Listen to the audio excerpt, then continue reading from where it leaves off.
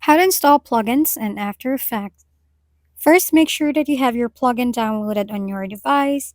So in my case, I already have my Deep Glow over here. Let's copy this one. And let's open the file location of our Adobe After Effects on our local device. So in my case, my After Effects is at my local disk D. Just click this one. From here, I have my Adobe folder. Tap on that and click this Adobe After Effects. Then hit the support file over here. So now you want to scroll down until you find the plugins folder. Just open that. And here, you can now paste your plugin.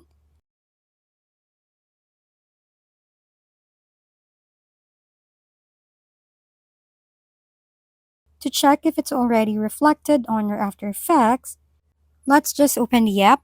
Then from here, go to your effects and preset. Just a quick tip, make sure that you remember the name of your plugin. So for me, it's Deep Glow.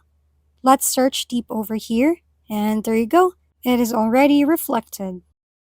If we've been helpful, kindly give us a thumbs up, and don't forget to hit the subscribe and bell button for more contents. For any questions and suggestions, comment down below.